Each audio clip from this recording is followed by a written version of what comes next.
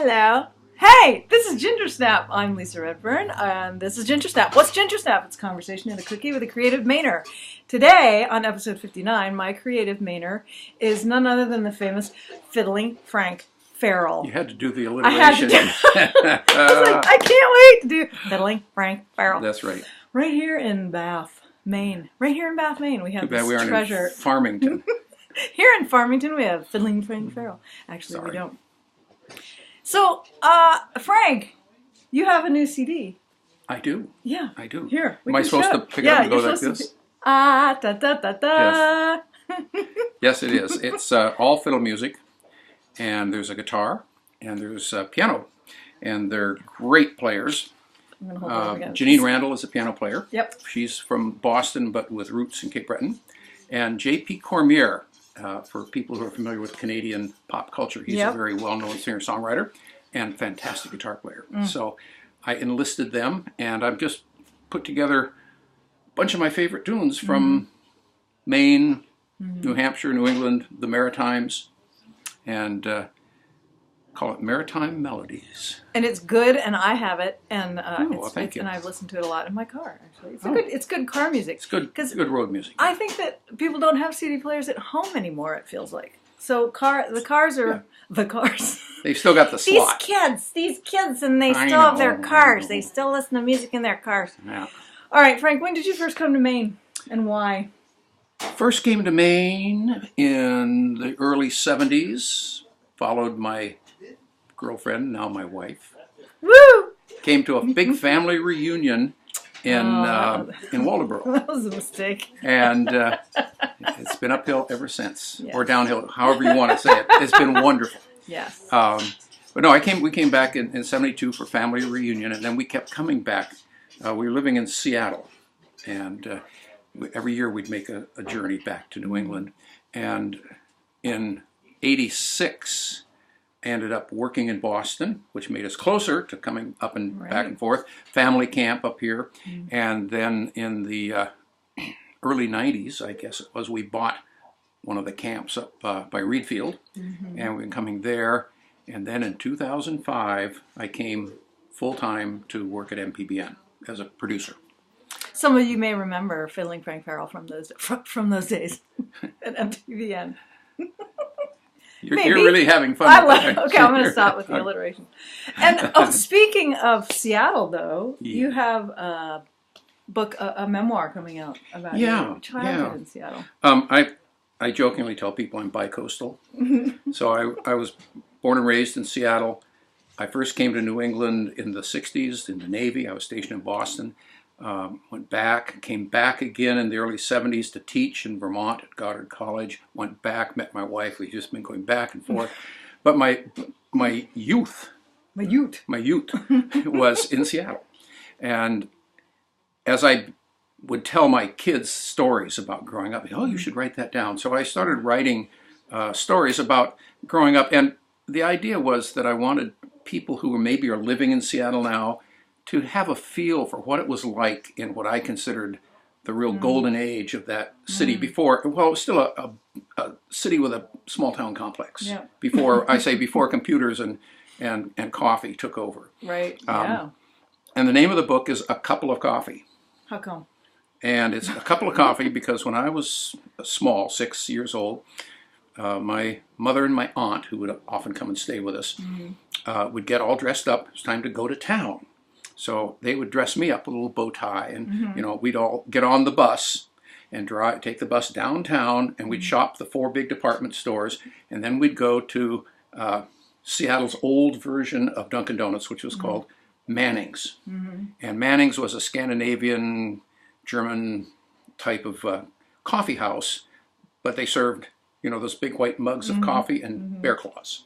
So every time we'd get close, I'd hear one of either my mother or my aunt say, they were Swedes, and just barely missed being first generation Swedes. They were born in this country. And they would say in their sort of Swedish accent, well, you want to go have a cup of coffee? It sounded like a couple of And coffee. to me, I heard 2 people going for a cup of coffee was a couple of coffee. And so that sort of became a joke in our family. it's nice to sit down and have a couple of coffee. Couple of coffee. Yeah. So, and I figured now that Seattle is so inundated with coffee, it would be a great title for a book about Seattle. Now, I don't know how it will sell in Maine, but out in the Northwest, it should attract some attention because it's stories about places and people that are no longer there. Yeah. Well, I know there are other transplants because I know some of them. So you're not, some of you other Mainers who used to live out on the West Coast. Yeah. You get your hands on that. The Northwest Coast. Right. Let's not confuse the Northwest Coast. Well, the first time I was in Puget Sound, I thought, oh my gosh, this really reminds me of Maine. It was very lush and it was green. I often tell people that being here reminds me of the way the Northwest used to be. Again, before coffee and computers took over, Right. Okay, Frank, do you know your first word? Ferrel knows first word. My first word, at what age? The first time you mean talked. The very first word in my existence? And if you don't know, what do you think it might have been? That was Burley. How do you know? That was the name of my stuffed bear. Oh, Burley the bear. Burley, yeah. Oh, that's so cute. And I somewhere, I think I have a grandchild someplace that may still have Burley. Some grandchild. Any number. You have a lot of them, so it could I be have anybody. a few, yes. Well, my first word was cookie, so I brought cookies. This is why, and please. Oh. So these are from the Vegetable Corner in Harpswell. And they're actually this one is good. Let me go. I'll go get a hammer. Well, no, these were chewy this morning. These were chewy and the inside. So they're chocolate chip and cranberry, and I think there's some nuts in those. And these are made by Teresa at the Vegetable Corner. It's a great thing you're doing. We could do a lot more of these. Have it ever? I love the I like the cranberry in there because it's a little kind of tart. Well, I'm gonna save mine. I'm gonna save mine for after dinner. Okay, Frank. I know you are gonna have trouble answering this question because you probably had a lot of them. But if you had to pick one really cool car from your childhood that if you could get it back, you would. Which cool car from your childhood would you get back? It's a '53 Plymouth two-door sedan, a Belvedere, with a flathead 6. I know exactly the car you're talking about. It was aqua blue. And it belonged to my favorite uncle. And I have great memories of that car because he would come to visit from the country. Where they had a farm outside of Seattle. And then we'd take off and go on cruises. And we'd always end up at a sporting goods store or a used bookstore. And when he passed away, I think in 1960, they gave me his car. And that was my first real car that I had for myself. And I drove that for 3 or 4 years until somebody ran into it while it was parked at the curb. Oh, bummer. So, wait, what year was that? I mean, what year was the car with the Belvedere? 53. Okay, so kind of curvy, still. I had an Aqua Belvedere that my dad gave me when I turned 16, even though I didn't know how to drive yet, and I didn't have a license. But he gave it to me because he found it. He wanted to find a '64 Belvedere because he thought it would be cute because I was born in '64. I drove it with him one day, and I came home from school the next day, and it was gone. And I said, I thought that was my birthday present. He goes, well, you can't drive. I just got it as sort of a token. I thought it would be funny. I've already sold it to someone else. Isn't that lovely? It was a little money maker. Well, it was a good car. It was a great car and a lot of good memories. Yeah. That's a good name. And if I had to choose another one, yeah, you can have my dad, in a fit of I don't know what, a fit of something, bought my mother one of the first Carmen Gias that came out. Oh my God! It was bright red, hard top, and I did a lot of learning to drive in that car. It was a very underpowered sports car. Yeah. All right, Frank, do you read a lot? I do. Okay. If you had to pick a book in the last couple of years that you have recommended to, it doesn't have to be the last couple of years. It could be. Is there a book you've recommended to a lot of people because you loved it so much? The last book that I got totally engrossed in, and I've recommended it to a number of people, is from a Greek writer, and I'm trying to remember the name of it. It was such a good book, and it was just stamped right in my mind, and I knew you were going to ask me, so I remembered the name of it. Dang it. We can come back to it. Yeah, Anyway, it's all about growing up Greek in Detroit. Huh. I have it in the other room. I was going to have it sitting here so I could hold it up and show it. If you think of it, I will. It'll come to me. It'll come to me. But to that's a good one. There's a series, and I can't remember the author, but there's a whole series of mysteries called the Bookman series. And Bookman mysteries are about a retired bookseller, rare book dealer who was that was his hobby. He was a detective, so he becomes this book dealer, and all the stories are about books and the intrigue around rare books. And if you can find a Bookman series book, those are great. All right, that's a good recommendation. At some point, maybe when I hit 100 episodes, I'm going to compile all the book recommendations from everyone I've interviewed and disseminate that in some Middlesex. in some form. That's the book? That's the name of the book. Oh, Middlesex. Oh, okay. It's a Pulitzer Prize-winning book. I picked it up at Salvation Army.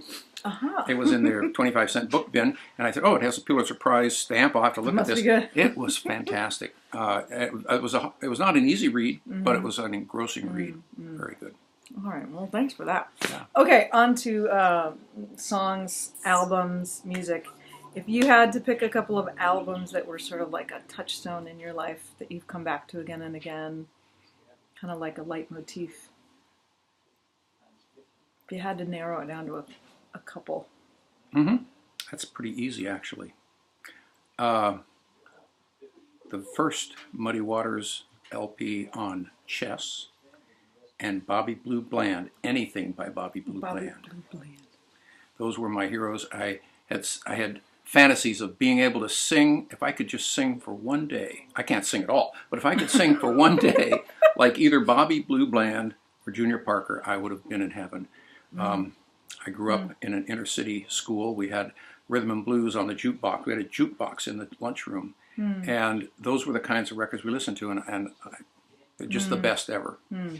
And if I had to grab a couple in a fire, those might be the ones. The Desert Island albums. Yeah. Then I'd have to find a way to play them. All right. If a movie was made about your life, what genre would it be? And who would you like to have cast as you? And who do you think that they would cast as you? It would probably be a mystery. It really would. And everyone says, well, you always say that I resemble Steve Martin. Yeah, I was going to say. If you didn't say it, I was going to say it. But Steve I Martin don't think play so. you. Okay. And Okay. I think maybe Barney Fife. I'd like to have Barney Fife do it. No. What was he? Bill Nye? Barney Fife was a character, not a person. Oh, okay. Well, who was it that played him? Who played Barney Fife? Oh my gosh! I can't think of his name. This isn't going very well, is it? Could you call in 1-800? Who played? You've chosen a subject for Gingersnap who's fast approaching infinity in the time continuum. Operators are standing by. I can't believe I can't think of his name. Well, I know that's going to bug me. I know what the title of the movie would be. Oh, really? Yeah. Wow. I do. I'm either the most interesting man in the world or I'm a pathological liar. No. That's a little long. That's just one word with a question mark. You? Oh, yeah. You? That seems to be the answer I get whenever I tell someone about something I've done. Mm-hmm. You? Yeah. So that would be it. Okay. And that's good. Yeah. That's good. All right. Well, Harrison Ford is the other one that people say I look like. Really? Yeah, I don't know. Okay. I think Harrison. Let's mix Harrison Ford and Steve Martin together. Okay. That's a good combination. Who would you have play you? Oh, I don't. Oh, I'm not playing the game. I can't ask you questions. No. Okay. Well, if I were to pick someone in the 40s, which is my favorite movie era, it would be Jean Arthur, who was in all those Frank Capra movies. Mm-hmm. I loved her. She was, she was goofy and I loved her. Okay, so Frank, if people want to get your CD, which they're going to want to, how do they reach you and how do they find the CD? Well, they can go to my music website, which is frankferrel.com. frankferrel.com. That's one. That's 2 R's and 1 L. Yeah, an F, 2 E's, 2 R's, and 1 L, but not necessarily in Not that in order. that order. Yeah. That's. But that's one of many that I've made over the years, and it's my favorite so far. Okay, so when the book comes out, which is in the next few months, how can people reach you? It's actually supposed to arrive at the doorstep day after tomorrow. Wow. Well, So it is available fairly Wow. immediately, Well, and this- you could also go to that same website. Okay. And there's contact information and whatnot All for right. anyone who Let's- might be even slightly interested. Let's sell Frank some books. Okay. Oh, okay. It's not the object, it's about writing it. It's not about selling it. I know. So. But, we got to make that movie. All right. Thank you so much for being my guest, Frank. And this has been Gingersnap, episode 59. And if you'd like to know more about me or my music, you can go to lisaredfern.com. I should also say that, no, I'm going to save that for another time. Okay. Say bye, Frank. Bye, Frank. All right. Thanks a lot for tuning in. If you did, I don't know. Maybe you did. Maybe you didn't. This has been Gingersnap. Where's the button?